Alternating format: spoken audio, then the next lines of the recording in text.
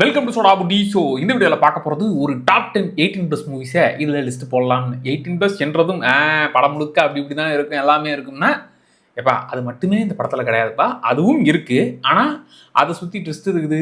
அது கொஞ்சம் ராவாக காமிச்சாதான் இந்த கதை கொஞ்சம் கரெக்டாக இருக்கும், அதனால் காட்டப்பட்டது.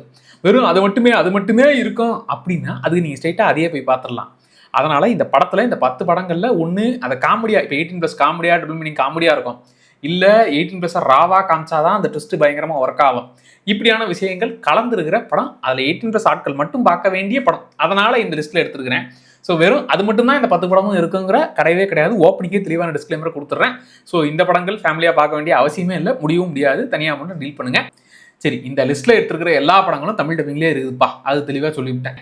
ஒரு டைப்பில் இருக்கிற படங்களாக எடுத்துருக்கிறேன். ஸோ அந்த லிஸ்ட்டை பார்த்துடலாம். ஃபர்ஸ்ட் படம் வந்து ஹவுஸ்மேட். ஆப்வியஸாக சிட்னி ஸ்வீனி இருக்கிறாங்கன்னும் போது என்னென்னலாம் விஷயங்கள்லாம் இருக்கணுமோ அதெல்லாம் இருக்குது. பட் அது மட்டும் கிடையாது, அவங்க இல்லாமல் வேறு யாரும் நடிச்சிருந்தாலும் இது கதையாக வெயிட்டாக இருக்குது. நம்ம சீரியலில் வர கதை தான். வேலைக்காரியாக ஒரு வீட்டுக்குள்ளே போயிட்டு அங்கே முதலாளிக்கும் இவங்களுக்குமான இழுத்தக்க செய்ய உருவாகிறது, அதே விஷயங்கள் தான் இருக்கும். ஆனால் அதுக்கப்புறமா தான் பல ட்விஸ்ட்டுகள், அதுக்கப்புறம் என்ன பிரச்சனை இருக்குங்கிற விஷயத்தெல்லாம் டீல் பண்ணதெல்லாம் நல்லா இருந்துச்சு.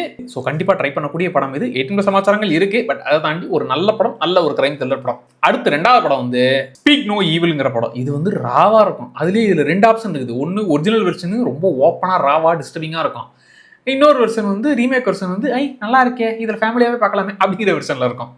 அதனால தான் ராவாக வேணும்னா 18+ சமாச்சாரங்கள். அதுவும் அந்த கடைசி வந்து ஒரு மாதிரி ட்விஸ்ட்டு வெயிட்டாக இருக்கும். அது இல்லாமல் இந்த கடைசி விஷுவலாக காமிச்சதை நீங்கள் டார்ச்சர் பண்ணுறதெல்லாம் என்னடா இவ்வளோ ஓப்பனாக பண்ணுறீங்கன்ற மாதிரி கொஞ்சம் அந்த ஷாக் வேல்யூ தூக்கலாக கொடுப்பாங்க. அந்த ஒரிஜினல் வெர்ஷன் தான் கொஞ்சம் டிஸ்டர்ப் பண்ணி விட்டுருப்பா. அதனால் இந்த ஸ்பீக் நோ ஈவில் வந்து 18+ இல்லை, 21+னே சொல்லிடலாம். அடுத்து மூணாவது 18+ சமாச்சாரங்கள் மட்டும் வரும்பா, பெருசாலாம் ஒன்றும் வேணாம்ப்பான்னா இந்த போன் லேக்குங்கிற படம். ஏன்னா இதில் ஓப்பனாகவே பல விஷயங்கள் டீல் பண்ணிருப்பாங்க. இதில் கதையாக பார்த்தாக்க இந்த லேக் பக்கத்தில் இருக்கிற ஹவுஸில் ஆக்சுவலாக நாங்கள் தாங்க தங்கணும் அப்படிங்கிற மாதிரி வந்திருப்பாங்க. பட் இன்னொரு குடும்பமும் வந்துருச்சு, நாங்கள் தான் வந்திருக்கோம், இல்லை நாங்கள் தான், சரி ஓகே 2 பேரும் ஷேர் பண்ணி இருப்போங்கிற மாதிரி இருக்கிறாங்க.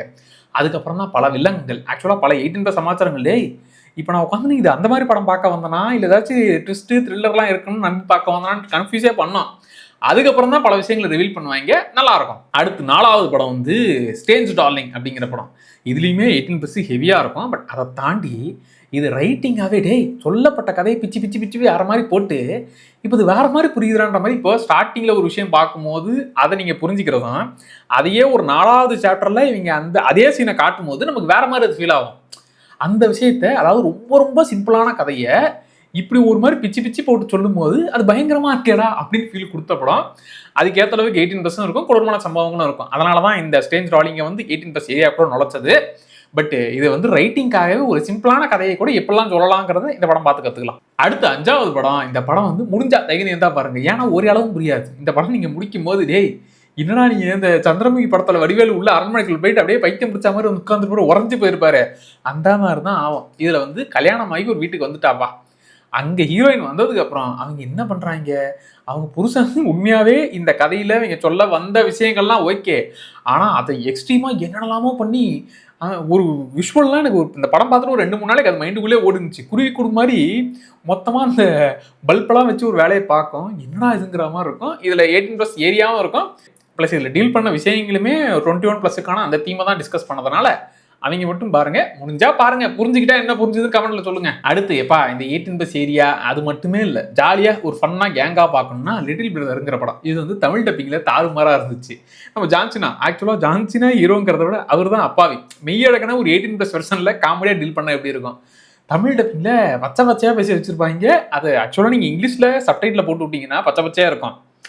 அதை தமிழ் டப்பிங்கில் எதுகமோனையோட ஒரு மாதிரி வேறு மாதிரி விளையாடி இருப்பாங்க. ஒரு மாதிரி ஃபன்னாக போச்சு. இதில் பெருசாக மைண்டில் ஏற்றிக்கிற அளவுக்குலாம் இல்லை, அப்படியே ஜாலியாக பார்க்கலாம். அதே வைப்பில் இன்னொரு படம் வந்து இப்போ லேட்டஸ்ட்டாக வந்துச்சு, 76 ஆர்னு. ஹேங் ஓவர் வைப்லேயே, அதாவது இந்த 2K கிட்ஸை புரிஞ்சுக்கிறேன், இந்த ஜென்சி பசங்களை புரிஞ்சுக்கிறேன்னு நம்ம ஹீரோ உள்ளே புகுந்து அவங்க ஏங்கில் ஒருத்தராக மிங்கிள் ஆகி அதுக்கப்புறம் அவங்க என்னெல்லாம் பண்ணுறாங்க, என்னென்னலாமோ பண்ணுவாங்க. அதாவது காமெடி படத்தில் லாஜிக் பார்க்கக்கூடாது தான், சம்மந்தம் என்னென்னலாமோ பண்ணுவாங்க. ஒரு மாதிரி ஜாலியாக இந்த லிட்டில் பிரதரும் இந்த படமும் அப்படியே போட்டு விட்டிங்கன்னா டைம் பாஸ்க்கு ஜாலியாக பார்க்கலாம். தமிழ் டப்பிங்காக தாராளமாக ட்ரை பண்ணலாம். அடுத்து இந்த காமெடி டபுள் மீனிங்கும் இருக்கும். பட் அதை தாண்டி சில விஷயங்கள், அந்த ஒரு பீச் ஃபைட்லாம் வந்து இது எப்படா எடுத்தீங்க, என்னடா பண்ணி வச்சிருக்கீங்கிற மாதிரி. அதான் இது வந்து ஒரு ஜாலியான வைப்பில் இருக்கக்கூடிய ஒரு படம், நோ ஹார்ட் ஃபீலிங்ஸ்ன்னு சொல்லி. இதில் வந்து பையனுக்கு வந்து அவன் வந்து ஒரு காதலை பண்ணி ஆகணும் அப்படின்னு சொல்லிட்டு அம்மா அப்பாவே வந்து ஒரு பொண்ணை வந்து நீ அவன் கூட பழக விட்டு பாருன்ற மாதிரி ஒரு வேலையை பார்ப்பாங்க. அதுக்கப்புறம் அந்த பையனை இவன் புரிஞ்சுக்கிறது, அவன் கூட சுத்துறதுங்கிற மாதிரி பல விஷயங்கள் டீல் பண்ணிருப்பாங்க. இது வந்து 18+க்கான படம் தெளிவா சொல்லிவிட்டேன். இது வந்து இந்த லிட்டில் பிரதர் 76 ஹார்ஸ் இந்த படம் வந்து ஒரு ஃபன் மேக்ஸாக ஒரு மாதிரி ஜாலியா படம் பாக்குறேன் அப்படிங்கிற ஒரு மோட்ல இருக்கக்கூடிய படம். அடுத்து 9வது இடத்துல சப்சர்வியன்ஸ்னு சொல்லி ஒரு படம். இதுல என்னன்னா ஏஐ ரோபோட்டை வச்சு கூட நீங்க இப்படி தாண்டா எடுப்பீங்களான்ற மாதிரி இருக்கும். அதாவது ஒய்ஃப் வந்து உடம்பு சரியில்லாம ஹாஸ்பிட்டல்ல இருக்கிறாங்கப்பா. அதனால வீட்டு வேலைக்காக ஒரு ரோபோவை கூட்டிட்டு வராங்க. அந்த ரோபோ வந்து நான் தான் இனிமேல் முதலாளி அம்மாவா ஆக போறேன்னு இப்ப முதலாளி மேல அவங்களுக்கு காதல் வந்துருச்சு. ரோபோ தான் ஆனாலும் அந்த ரோபோ வச்சு நீங்க சில்மிசங்கள்லாம் பண்ணுவாங்க. அவ்வளோ டெக்னாலஜி வளர்ந்தா கூட நீங்க அந்த டெக்னாலஜியை வச்சு இந்த வேலையை தான் பார்ப்பீங்கல்ல அப்படிங்கிற மாதிரி தான் இருக்கும்.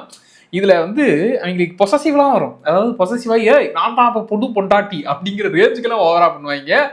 18+ தான் இருக்கும். அதை தாண்டி இது பாரு ரோபோவா இருந்துகிட்டு இவ்வளவுலாம் ஓவரா பண்ணிக்கிட்டு இருக்கேங்கிற அளவுக்குலாம் போவாங்க.